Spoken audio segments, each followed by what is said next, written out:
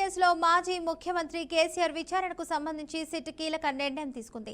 తన నివాసమైన సిద్దిపేట జిల్లా మార్కుక్ మండలం ఎర్రవల్లికి వచ్చి విచారించాలన్న కేసీఆర్ అభ్యర్థననైతే సిట్ తిరస్కరించింది. ఇక హైదరాబాద్లోనే విచారణకు హాజరు కావాలని స్పష్టం చేసింది.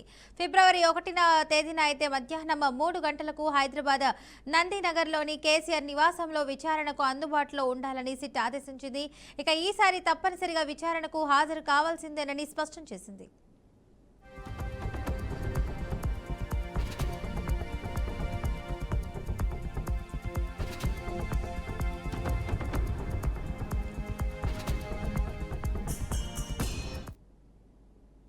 శుక్రవారం రాత్రి 9:30 సమయంలో నందినగర్ నివాసానికి వెళ్లిన సిట్ అధికారులు నోటీసులు అందజేశారు.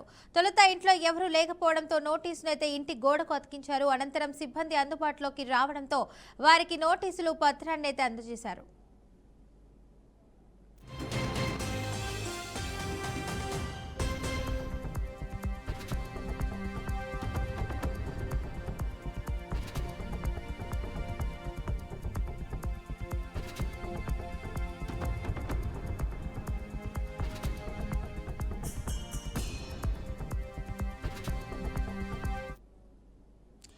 వాస్తవానికి కేసు దర్యాప్తునకు అవసరమైన సమాచారం ఇవ్వాలంటూ శుక్రవారం విచారణకు హాజరు కావాలని సిట్ గురువారం నోటీసు జారీ చేసింది. దీనిపై స్పందించిన కేసీఆర్ అదే రోజు సాయంత్రం సిట్కు లేఖ రాశారు. తన వయసు 65 ఏళ్లు దాటినందున సిఆర్పిసి సెక్షన్ 160 నిబంధనలనైతే పరిగణనలోకి తీసుకొని తన నివాసానికే వచ్చి విచారించాలని కోరారు. అలాగే మున్సిపల్ ఎన్నికల నామినేషన్లతో బిజీగా ఉన్నందున మరో తేదీకైతే విచారణ వాయిదా వేయాలని అభ్యర్థించారు.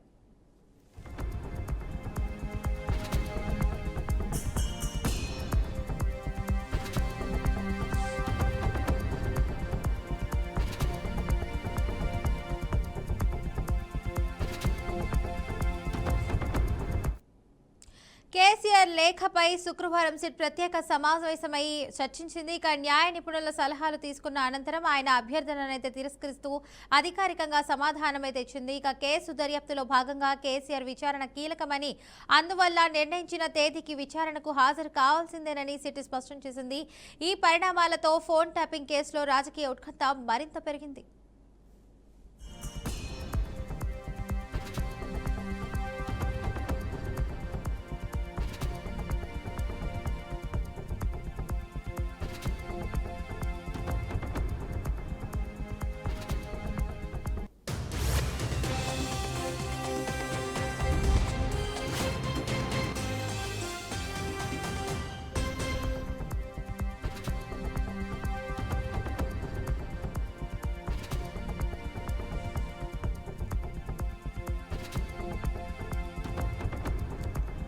ప్రొద్దుటూరు కౌన్సిల్ సాధారణ సమావేశం రసాభాసగా జరిగింది. ఇక వైసీపీ హయాంలో ప్రొద్దుటూరు మున్సిపల్ అభివృద్ధి పనుల్లో అయితే తీవ్రమైన అవినీతి జరిగిందంటూ ఎమ్మెల్యే వరదరాజుల రెడ్డి అయితే తెలిపారు. ఇక వైసీపీ అధికారంలో ఉన్నప్పుడు విచ్చలవిడి అవినీతి చేయడం వల్లనే రాష్ట్రంలో 11 సీట్లకే పరిమితం అయ్యారని ఎమ్మెల్యే వరదరాజుల రెడ్డి అయితే విమర్శించారు. ఇక అవినీతి జరిగితే దానిపై పూర్తి విచారణ చేసి నిలుపుదల చేసినటువంటి 11 కోట్ల రూపాయల కాంట్రాక్టు బిల్లులు విడుదల చేసేలా చర్యలు తీసుకోవాలని municipal vice chairman Khaja Mohiddin ఎమ్మెల్యేను అయితే కోరారు. ఇక ప్రొద్దుటూరు పురపాలక సంఘంలో కొంతమంది వర్కర్లు ఇతర శాఖలలో పనిచేస్తున్నారని, దీనివల్ల పారిశుధ్య లోపం జరిగే ప్రమాదం ఉందని ఎమ్మెల్యే తెలిపారు. ఇక కార్మికులను తిరిగి సొంత స్థానాలకు పంపించాలంటూ ఎమ్మెల్యే మున్సిపల్ కమిషనర్ను అయితే ఆదేశించారు.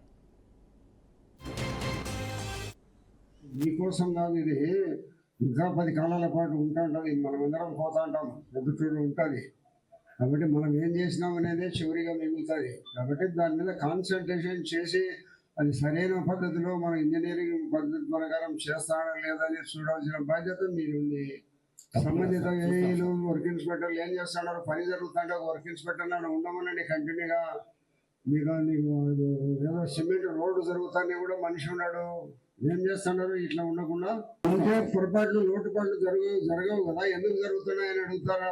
చూడండి, జాగ్రత్తగా ఉండి మనం చేయండి. ఇది ఊరికి ఏదో సమాధానం చెప్పినంత మాత్రంతోనే సరిపోదు.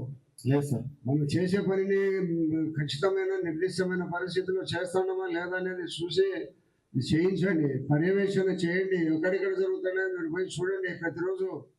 ఇది మంచి పద్ధతి కాదు. ఇది